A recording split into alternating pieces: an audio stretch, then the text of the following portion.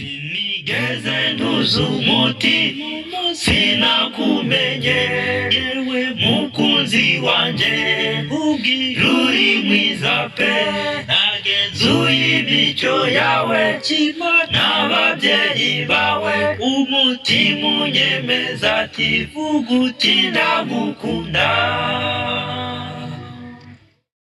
Sinigeze ntuza umuti sinakumenye yewe mukunzi wanje uri mwiza pe nagenzuye imico yawe n'ababyeyi bawe umutima unyemeza ati vuga uti ndagukunda. Wansubije ijambo ryiza n'umunezero kamwenyurira bose kubw'uwo munezero ijambo rikomeye n'ubwitonzi uvuga ati ndagukunda bwiza bwanjye nanjye ubu ndagukunda. Ijambo rikomeye n'ubwitonzi uvuga ati ndagukunda bwiza bwanjye nemeye tuzabana.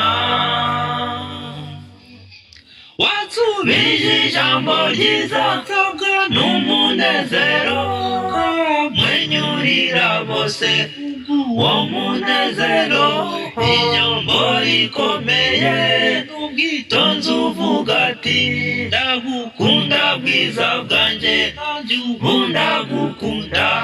Ijambo rikomeye n'ubwitonzi uvuga ati ndagukunda bwiza bwanjye nemeye tuzabana.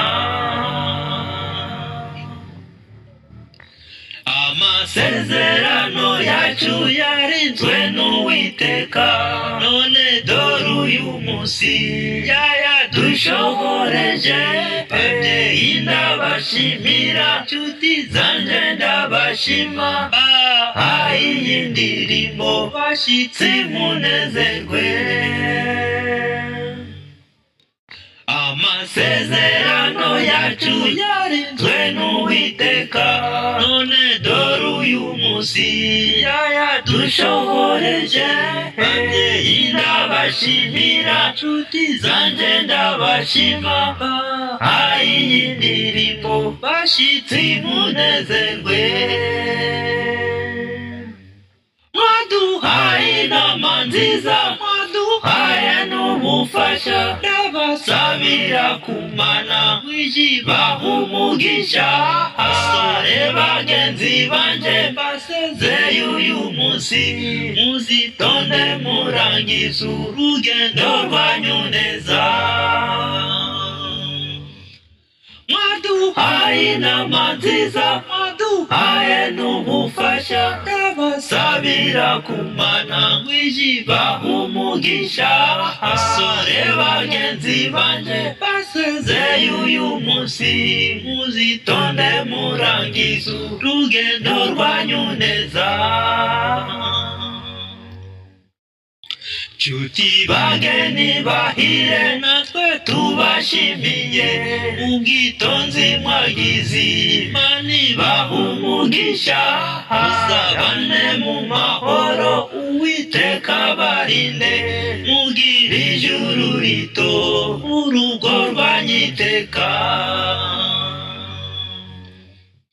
Nshuti bageni bahire natwe tubashimiye ubwitonzi mwagize Imana ibaha umugisha. Muzabane mu mahoro Uwiteka abarinde mugire ijuru rito mu rugo rwanyu iteka. Mwishimire ababasura mwuzuzanye umunezero riba ry'ubusore bwawe rije rikunezeza. Hazashinga itabaza rimurikaho mutuye muje mwumvire Uwiteka nawe azabashoboza.